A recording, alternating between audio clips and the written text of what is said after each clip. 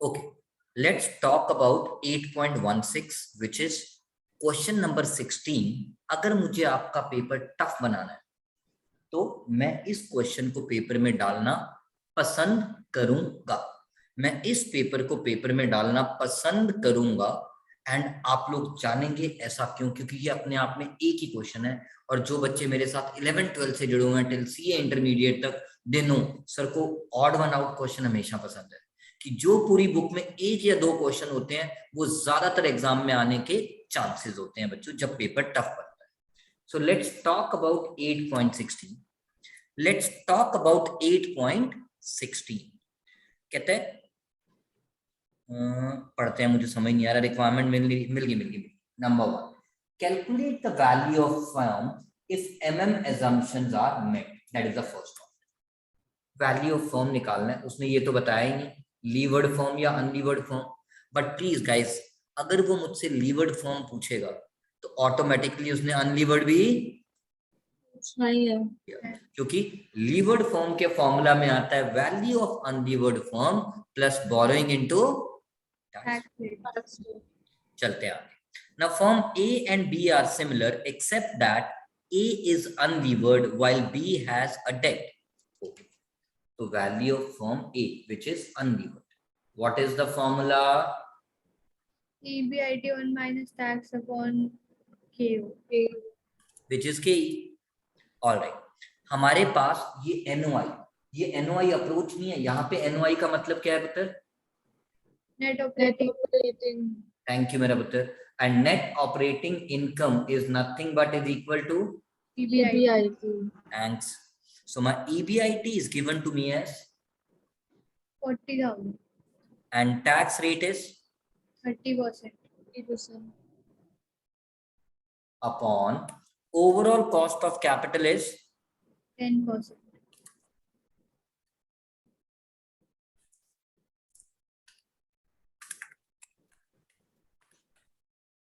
so my value of unlevered firm comes out to putter 2,80,000. 80. Now we have to calculate the value of firm B, which is value of firm A, which is unlevered, plus borrowing into Tax rate. so 2,80,000 plus how much is the borrowing? 2 lakh. और ये तो outstanding हाँ मेरा बेटा, 5% debentures outstanding से कुछ बच्चों मतलब डिबेंचर है। आउटस्टैंडिंग मतलब वो डेट एग्जिस्ट करता है ना। ठीक है, अगर debt already mature call redeem हो चुका है फिर तो वो मेरा डेट नहीं होगा। इसीलिए तो बोलते हैं कि this is the debt outstanding, यानी फर्म के सर पे इतना कर्जा है, फर्म के सर पे इतना कर्जा है। क्लियर है बेटा मेरी बात?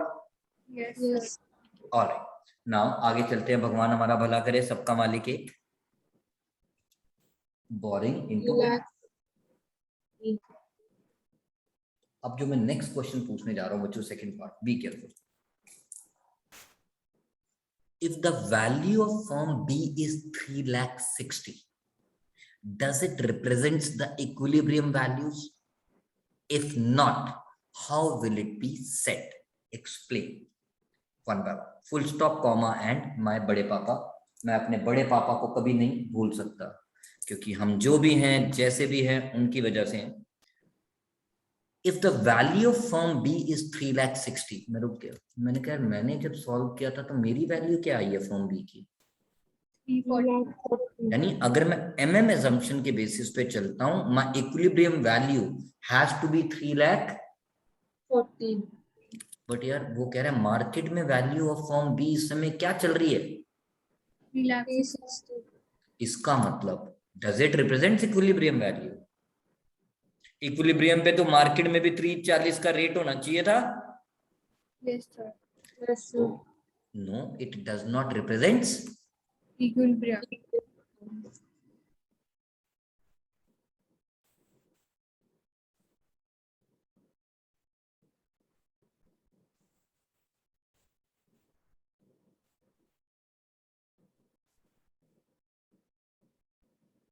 So if it does not represents equilibrium values, how the equilibrium will be set? Arbitrage process. Yes, sir. But please, जब मैंने 8.10 उसको मॉडिफाई करके और उस जैसे क्वेश्चंस कराए थे आर्बिट्रेज अप्रोच के, गाइस, देन टैक्सेस वर एब्सेंट, राइट? Yes, sir. आज टैक्सेस आ गए हैं, तो एक छोटा सा फर्क क्या आने वाला है वो बताऊंगा। But before I go further and explain the concept, I always want to revise one thing.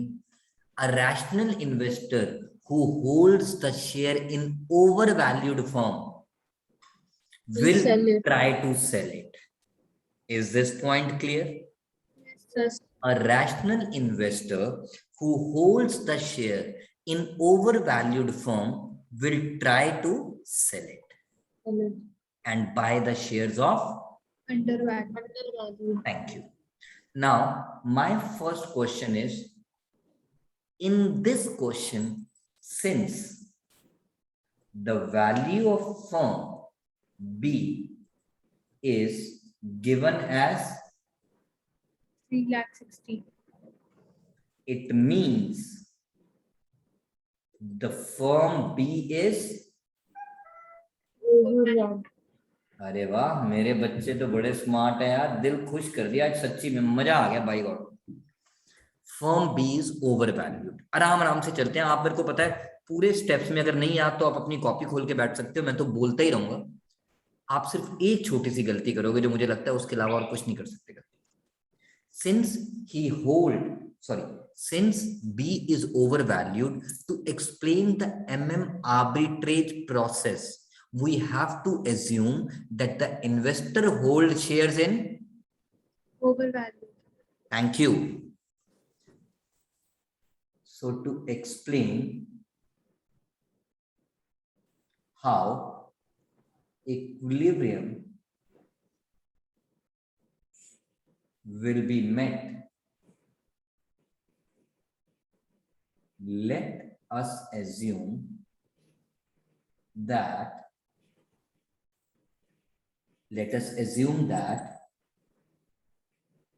an investor, rock, an investor, उसका नाम है rock, holds the share 10% in which company? B Limited. Now आपको भी मालूम है, before I go further, first we decide what if he does not sell the shares of B. Let us assume कि, मैं वापस पूरे डिटेल में बता रहा हूं आज, क्योंकि मेरे लिए क्वेश्चन इसीलिए इंपॉर्टेंट है पुत्र, because this is the question through which I want to revise the concept from the scratch once again. Let us assume he continues to hold shares of B। तो अगर वो B के shares ही continue करता है तो हमें ये जानना पड़ेगा पैसा कितना कमा रहा है। EBIT कितना है सर? 40,000। इंटरेस्ट उसको कितना पे करना है सर? 2 लाख का 5%। 2 लाख का 5%.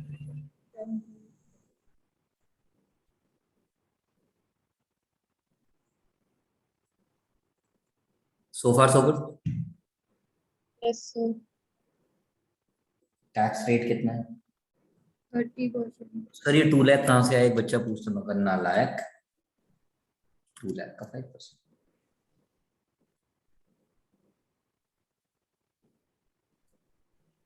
और अब याद करेंगे मेरे बच्चे, मैंने सिखाया था, जरूरी है हर क्वेश्चन में नंबर ऑफ इक्विटी शेयर्स दे रखे होंगे? Let me take you back. This is the benefit of online classes में कुछ चीजों का बड़ा आसान हो जाता है बच्चों पढ़ाना, इन द सेंस कि कुछ चीजें आप साथ के साथ अपने बच्चों के साथ फिर से शेयर कर सकते हो।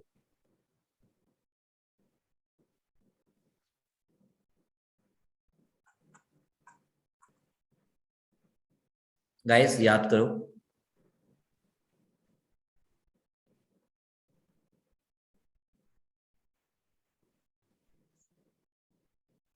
रिमेम्बर हमने यहाँ पर ये डिविडेंड पर शेयर निकाला था 8.10 में, Yes, sir.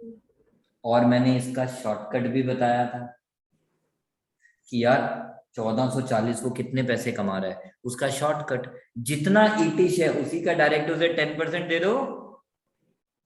याद आया? Yes, sir. Yes, sir. या तो आप गधे की तरह पहले डिविडेंड पर शेयर निकालो, उसके बाद उसको नंबर ऑफ शेयर्स जो वो होल्ड करता है उससे मल्टीप्लाई करो, and then you will get to know. But मैंने कहा था व्हाट इफ किसी क्वेश्चन में नंबर ऑफ इक्विटी शेयर्स दिए ही नहीं, तो ठीक है ना, सीधा 80 का ही 10% उसको दे दो, बात तो Same. याद आया? Sir, Yes, but sir. Question में तो बताया हुआ था कि शेयर होल्डर के पास 10% वो है। 10% है क्या? क्वेश्चन में नंबर ऑफ इक्विटी शेयर्स बताया मेरा बेटा? रुको अभी बताता हूँ, आप मेरी बात समझ जाओगे।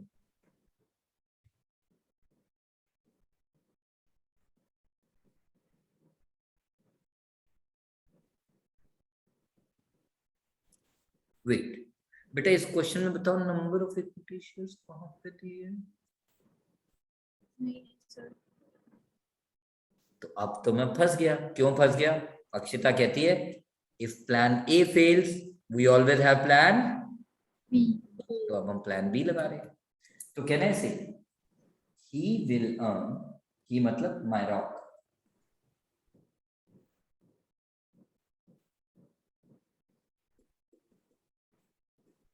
सर ये हम अज्यूम कर रहे हैं कि उसके पास 10% शेयर है। बच्चों देखो मैं 1% भी कर सकता हूँ, मैं 5% भी कर सकता हूँ। आर्बिट्रेज प्रोसेस एक्सप्लेन करने के लिए देखो यहाँ पे मैंने दो एजम्पशन लिए हैं। आर्बिट्रेज प्रोसेस अगर मुझे एक्सप्लेन करना है तो पहले तो ये बताना है इन्वेस्टर होल्ड कितने करता है, 10%, और किस में होल्ड करता है, ओवर वैल्यूड फर्म में। इसीलिए तो मैंने कहा इन्वेस्टर बी में होल्ड करता है, ए में होल्ड नहीं करता। Thank you. ठीक है सर। क्लियर है बेटा मेरी बात? Yes sir. ऑलराइट, तो हमने सबसे पहले स्टेप 1 लिखा, वापस याद किया, what if he continues. Now let's go further बच्चा party.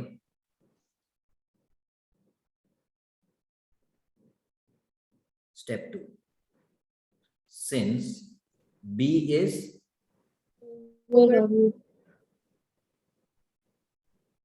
therefore sell the shares of B. Yes sir. Money receive. अब देखो दूसरी प्रॉब्लम आपको बताता हूँ। जब उस केस में आप मनी रिसीव निकालते थे, आपको पता था मार्केट प्राइस 1 रुपया है, याद है? Yes, sir. और नंबर ऑफ शेयर्स भी पता होते थे, मल्टीप्लाई करके निकाल लेते थे, यस सर। है ना? Yes, sir. बट आज प्लीज जरा समझना मेरी बात। वैल्यू ऑफ फर्म कितना है? 3,60,000। उसमें से वैल्यू ऑफ डेट कितना है? Yeah.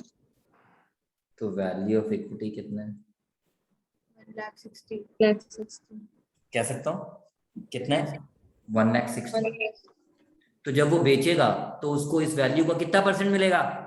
10%। 10%. Thank you. तो नंबर्स नहीं भी होंगे मुझे फर्क, नहीं पड़ता। We are using plan B today. तो पेपर में भी जरूरी नहीं है बच्चों, जो क्वेश्चन मैंने करवाए थे वहां गधे की तरह आप डिविडेंड पर शेयर निकालो और करो, वहां भी शॉर्टकट मार सकते। तो बस समझाना था बेटा, इसलिए बताया। So therefore money received will be 1,60,000 का 10% इज 60,000.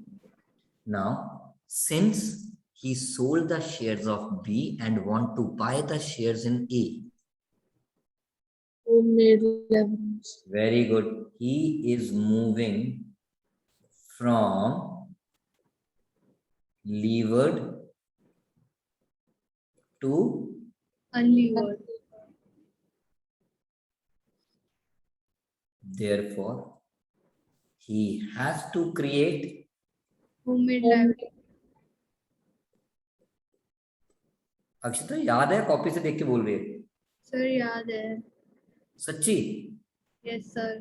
कॉपी के पीछे चॉकलेट लिखा है। सर मेरी 2 हो गई। गुड है, 4 हो जाए बता दियो बस। संजय आपकी? सर 0। हाँ Sanjay,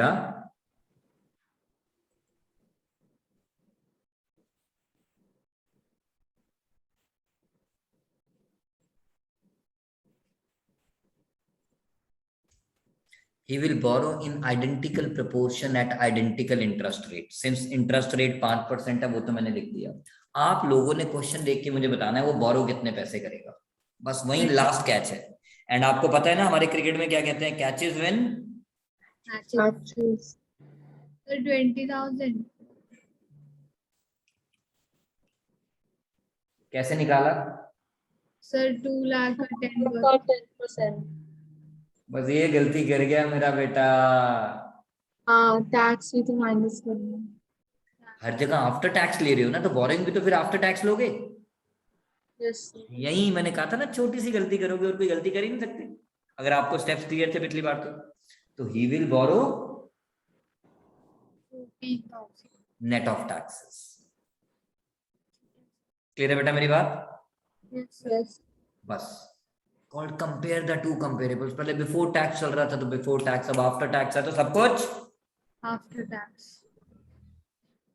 now step 4, total money available for investment in A. कितने पैसे हो गए उसके बाद बेटा. 30,000. नहीं मेरी बारी बच्चों. 14,000 तो शेयर से मिला उसे, Yes, Sir. sir. प्लस 14,000 बोरो करके आया. Yes, sir.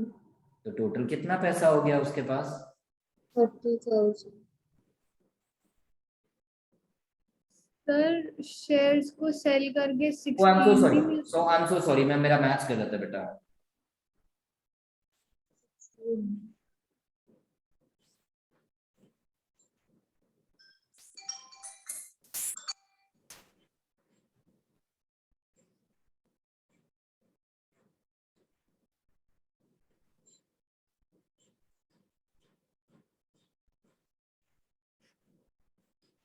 So far so good. Yes, sir. Yes. Lock कर दूं. Yes, sir. कर दिया. नाउ माय नेक्स्ट स्टेप बेटा. अब मैंने ये दो तरीके से सिखाया था, या तो पूरे पैसे इन्वेस्ट कर दो, या अगर यहाँ पे 10% होल्डिंग थी तो वहां पे भी. 10%. 10%. क्लियर है बेटा मेरी बात. Yes, sir. ओके. वैल्यू. कोई भी कर सकता है ना. हाँ मेरा बेटा. दोनों में से कोई भी कर सकता है ना. यस कोई भी कर सकते हो, बट आपको कौन सा इजी लगता है. पूरे. पूरे. Same. पूरे में बच्चों पता है क्या, कई बार एक आधा क्वेश्चन ऐसा आएगा अक्षिता जहां पे आप अनलीवर्ड से लीवर्ड पे जा रही होगी, वहां इन्वेस्ट करने में ना फ्रैक्शन में आ जाएगा, वहां आप कंफ्यूज हो जाओगे थोड़ा. तो इसीलिए आप कोशिश करो जो मैं वर्डिंग बोलता भी हूं, कंपेयर द टू कंपेरेबल्स. तो अगर यहाँ 10% था तो वहां पे भी कितना करो. 10%. Thank you. Therefore money required to buy 10% shares in A will be 2,80,000 का. 10%. 10%. It means surplus available for additional investment is how much. 2,000. 2,000. कितना बोला आपने. 2,000. 2,000. अच्छा मैंने गलत सुन लिया, बिल्कुल ठीक बोला. स्टेप 6, EBIT कितना है. 40,000. इंटरेस्ट कितना है. 10,000. नहीं फर्म का ही इंटरेस्ट बच्चों, फर्म का. ये मैं फर्म के लिए सॉल्व कर रहा हूँ, फर्म ए के लिए मेरा बेटा. कहाँ से इंटरेस्ट आ गया, फर्म ए में तो डेट ही नहीं है. Yes, sir. Let me.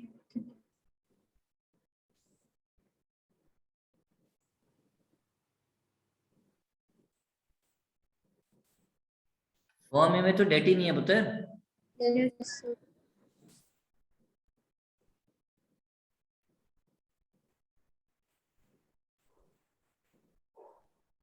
Tax 40%. 40%.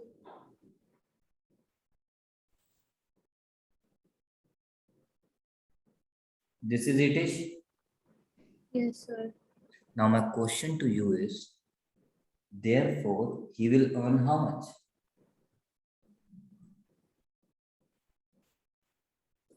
10% of 28,000. which is 2,800. अल्लाह के नाम पे दे दे, भीख मांग के आए थे आप लोग? Minus interest on borrowings. Thank you. क्या हो गया बेटा, तेरी तबीयत ठीक है? बुखार बुखार तो नहीं है? चेक कर ले बेटा। नहीं सर, सर आज पूरा होमवर्क कर लिया ना तो सारे कॉन्सेप्ट याद है। अच्छा, आज मुझे बस एक बात बता दो बिफोर आई गो फर्दर, वैसे तो क्वेश्चन खत्म है, अब बोरिंग लग रहा है चैप्टर? No, sir. हाँ, नहीं सर। नहीं लगेगा, क्योंकि जब स्टेप्स आते होते हैं ना तो you feel better.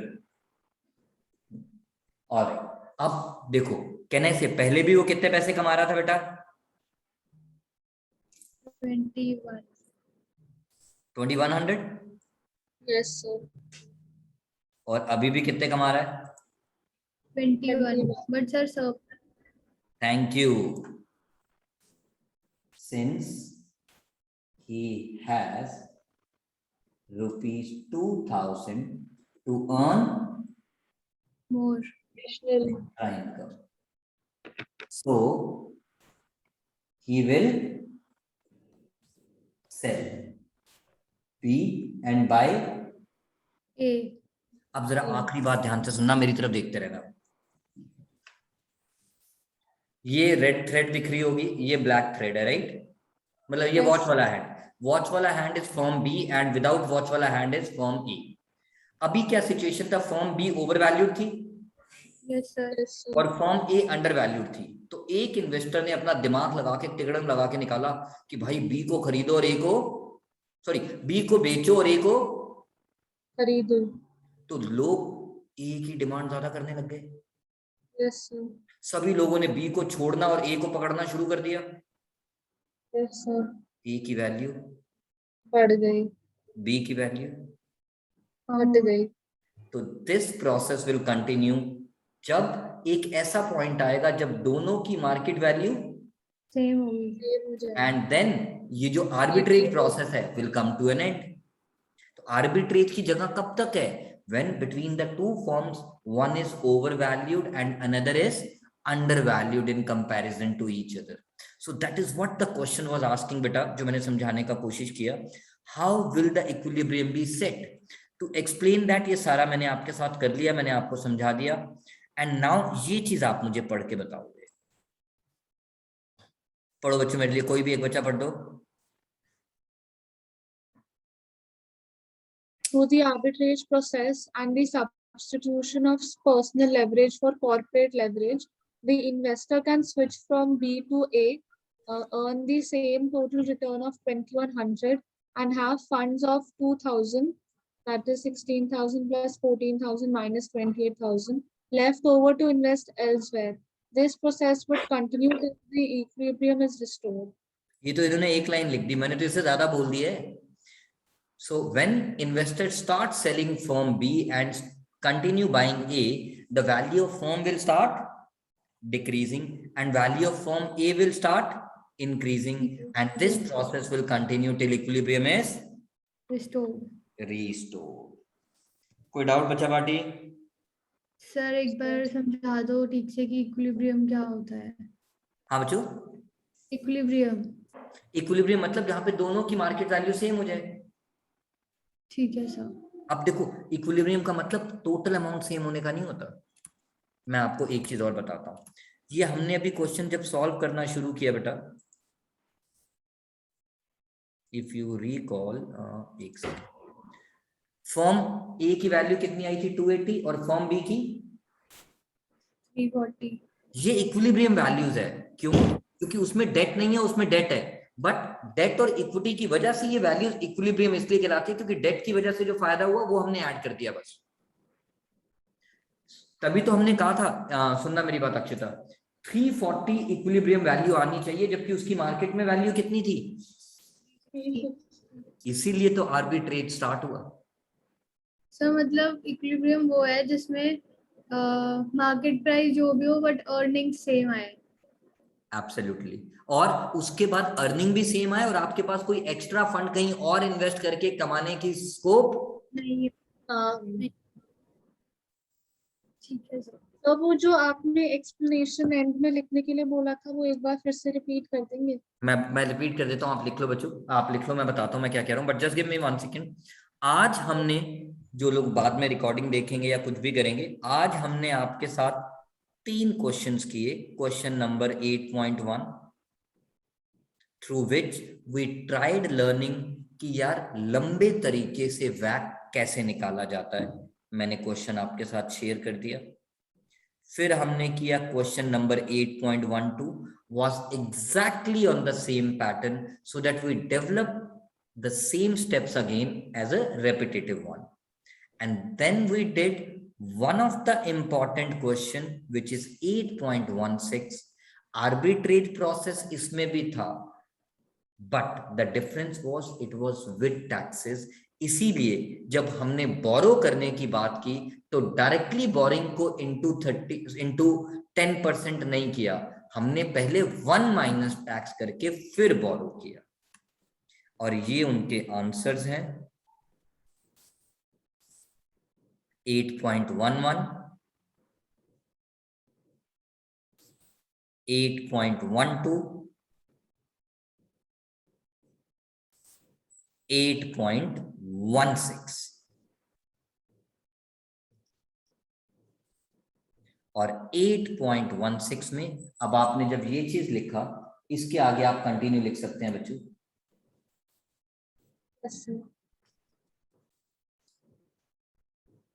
Since it is justified to move from B to A, other investor will start following the same. Rather, other investor of firm B will start doing the same.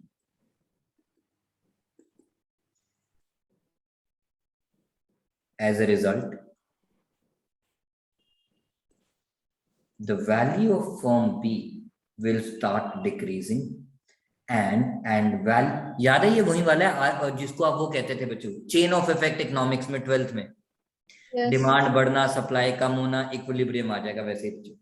Value of firm will start decreasing and value of A will start increasing and at some point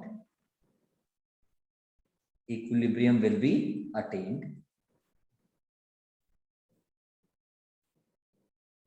and arbitrage will come to an end।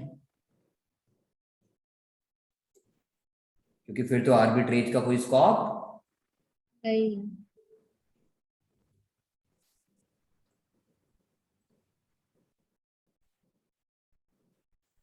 तो arbitrary क्या होता है? Arbitrage बच्चों, arbitrage means मतलब ये जो जैसे इसको आप इकोनॉमिक्स में चेन ऑफ इफेक्ट कहते थे, आर्बिट्रेज मींस आप वो उसके ऊपर क्या कहते हैं, बाइंग एंड सेलिंग स्टार्ट कर देते हो उस चीज की। ठीक है sir.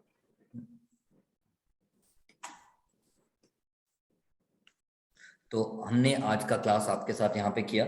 So we have developed the concept through an investor rock, because rock ही होना चाहिए हमें लाइफ में।